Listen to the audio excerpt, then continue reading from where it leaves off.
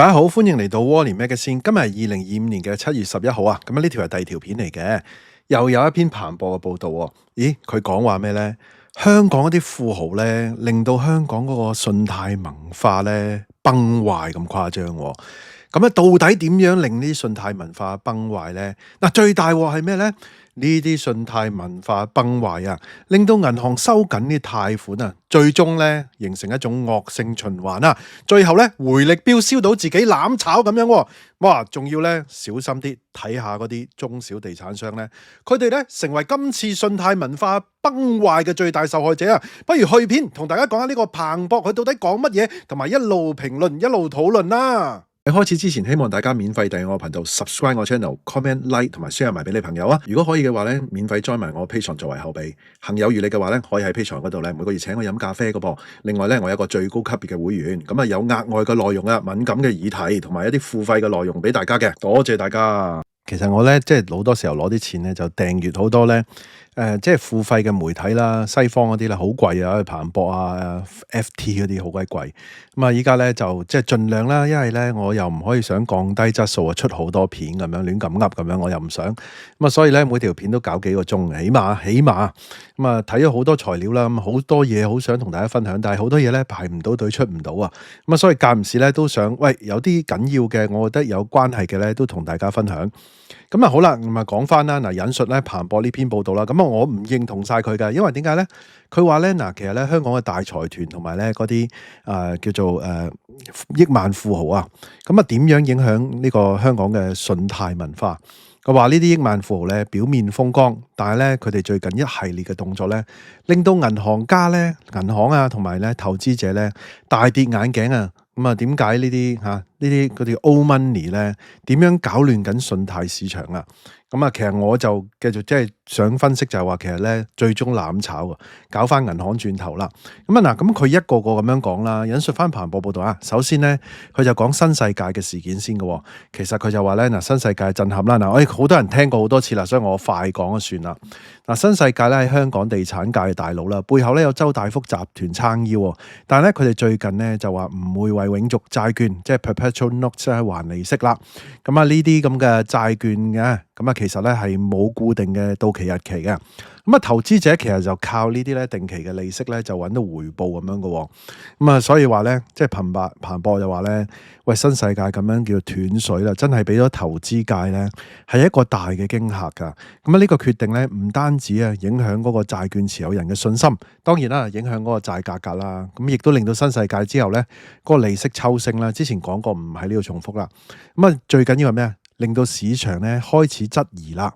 今集嗰個重點就唔係講嗰啲新聞，而係講緊影響信貸文化呢件事最終嗰個螺旋效應嘅。咁就質疑咁樣到底香港啲大財團係咪真係可靠呢？咁新世界咁樣做法係咪一個警號呢？話俾大家聽，香港個信貸文化呢係咪可能就係要變天呢？咁當然啦，佢又再引另外一個例子啦。其實我覺得佢引啲例子唔夠，更加多嘅事情一路發生緊啦。佢利用另外一個例子咧，就係咧英皇國際控股啦。咁啊，英皇係香港家傳戶曉嘅品牌啦。咁啊，佢哋賣豪宅啦，經營娛樂同埋鐘錶生意啦。咁啊，係由咧82歲嘅鐘錶大王楊受成咧，咁啊創立嘅成個集團。咁當然啦，即係啲鐘錶嗰個就係楊成啦，佢爸爸啦。咁啊，佢喺60年代咧係一間由賣勞力士同埋 Omega 嘅珠寶店起家啦。咁啊，慢慢擴展到咧地產同埋娛樂旗下嘅英皇娛樂，仲捧紅咗咧謝霆鋒等一班明星添。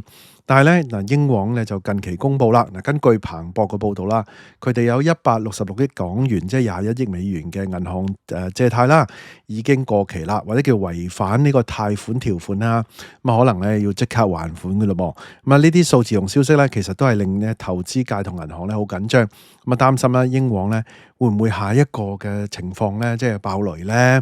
咁啊其實咧。有另外一啲違約就出現咗噶啦，即係都唔好淨係講佢噶啦，咁啊好多間啦，咁啊其實咧彭博咧又再講埋有遠東嘅，再講到咧遠東發展國際有限公司啦，咁啊呢間公司咧上市超過半世紀噶啦，喺香港咧老牌地產商啦，咁啊我都有講過嘅，咁啊快速講下算啦，咁啊其實咧佢就話咧係九啟德機場咧地盤有唔少嘅項目嘅，咁啊而家其實咧同新世界嘅母公司周大福都有合作嘅，喺澳洲嘅布里斯班咧，咁開發一個咧為2023年咧奧運會準備嘅賭場項目㗎。嗱，其實咧最近都係有柏衛森啦，都已經出嚟講咗，我都講過唔重複啦，即係話點都要還咗債先啊，攞咗筆錢快啲嗱一聲劈價賣，係蝕賣嘅。但係遠東咧近期嘅動作咧都令人擔心佢哋嘅。佢哋喺6月底咧公布嘅年報話咧會暫停派息㗎，仲有咧3.6億嗰個美元個永續債持有人咧開始咧擔心咯。遠東咧會唔會跟隨新世界連咧債券利息咧都唔還呢？更加離奇咧就係遠東咧上個財政年度咧買入咧400萬美元嘅永續債券，但係咧竟然係要蝕住賣出啦。咁呢啲操作咧令人摸不着頭腦。投資者咧原本期望遠東會喺2025年第一季咧就兌現咧部分嗰個債務噶，但係依家睇嚟咧，哇呢個可能成為空話啦。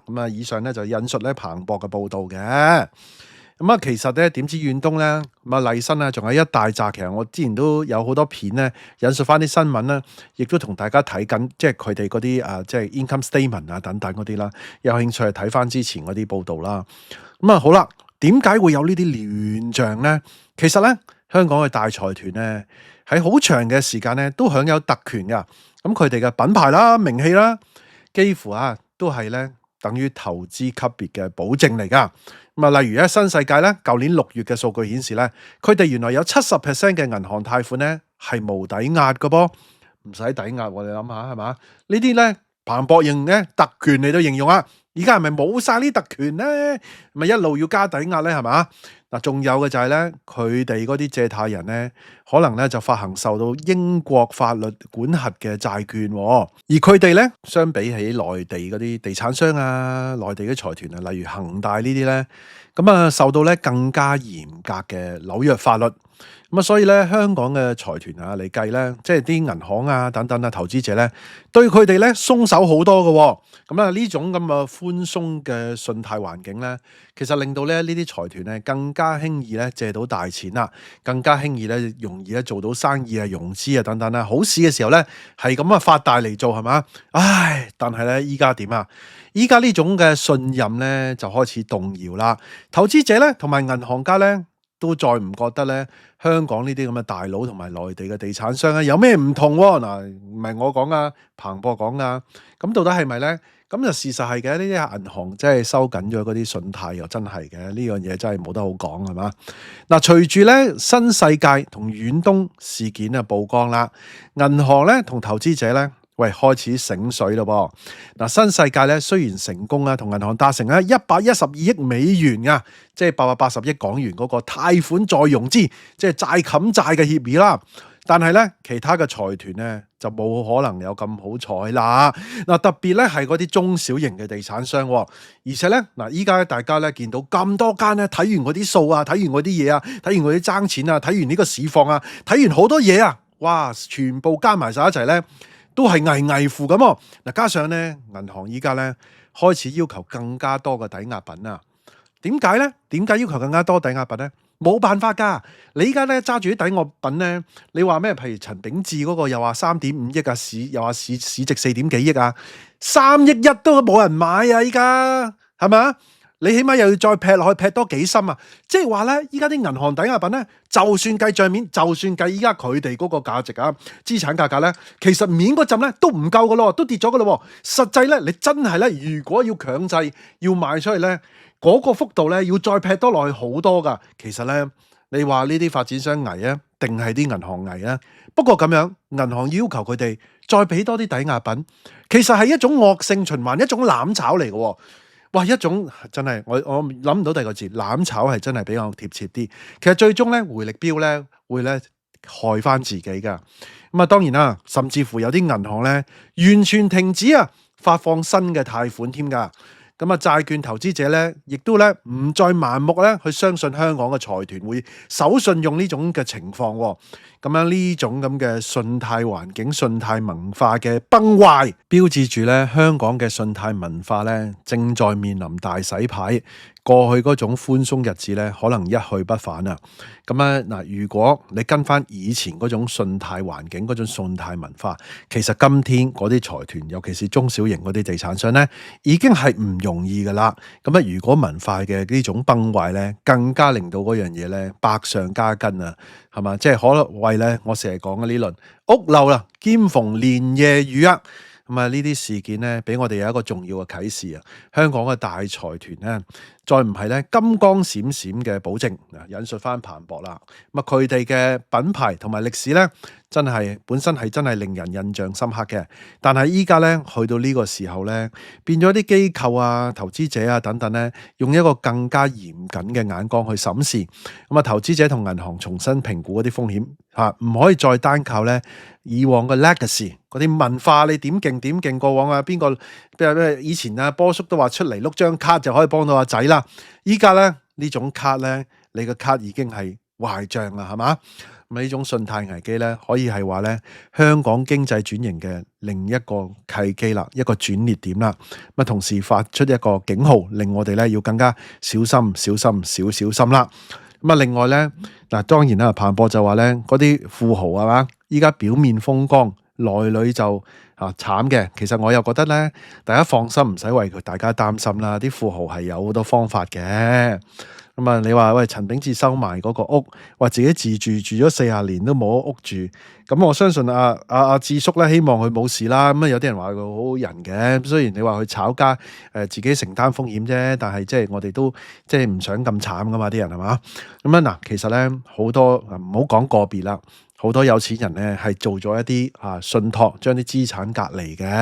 咁啊，你唔好諗住喂，即係破產啊，諸如此類。同埋咧，好多係嘅公司、上市公司係佢哋嘅其中一個啱嚟嘅。咁啲上市公司咧搞唔掂破產或者成咧，其實咧有啲當然啦，有啲有錢佬咧，佢就真係會攞真金白銀去救嘅。咁有啲咧咁啊，狂讚在商言商。你話救落去，譬如新世界抌落去，你話救唔救到咧？佢個前景係點咧？如果個前景好好，其實係咪周大福趁依家平應該入多啲錢啊，救翻去買咧？係嘛？咁我唔識啊，我哋邊度識嘢啊？咁啊，梗係即係佢哋梗係資訊多過我哋好多啦。佢哋救與唔救，我哋睇佢嘅啫嘛。咁你唔好聽佢講乜，你睇佢做乜啦？咁啊，當然啦，即係我就唔信咩表面風光內裏啊凄涼嗰啲，唔會嘅，即係唔會嘅。